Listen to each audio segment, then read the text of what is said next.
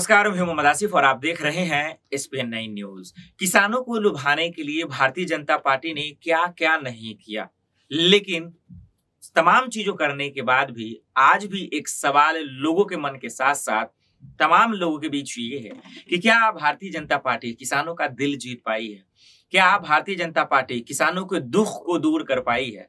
क्या भारतीय जनता पार्टी किसानों के परेशानियों को बांट पाई है, दूर कर पाई है? ये सवाल मैं इसलिए उठा रहा हूं क्योंकि उनके केंद्रीय मंत्री स्मृति ईरानी ने एक बड़ा ऐलान किया है और वो बड़ा ऐलान ये है कि किसानों को लेकर किया है। इसीलिए आज मैं किसानों का जिक्र कर रहा हूं कि भारतीय जनता पार्टी ने क्या कुछ भी किया है किसानों के लिए। अगर किया है तो ये जो स्मृति ईरानी का किसानों के लिए ऐलान है, ये वाकई में फायदेमंद साबित होगा।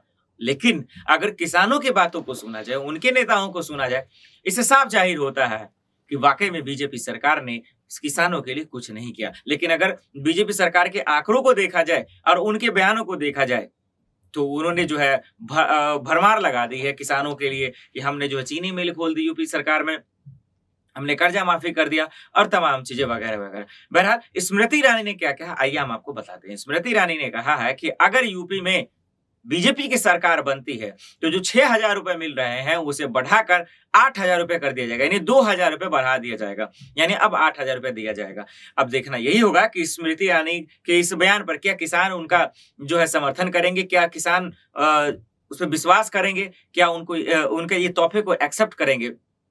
ये एक बड़ा सवाल है। साथ ही साथ ये भी देखना होगा कि क्या इस पर राकेश टिकैत के साथ साथ तमाम किसान के जो बड़े नेता हैं, क्या इस पर अपनी राय देते हैं। तभी समझ में आएगा कि स्मृति ईरानी जो कह रही हैं वो भी एक चुनावी जुमला है या फिर वाकई में उन किसानों के हक की बात कर रही हैं।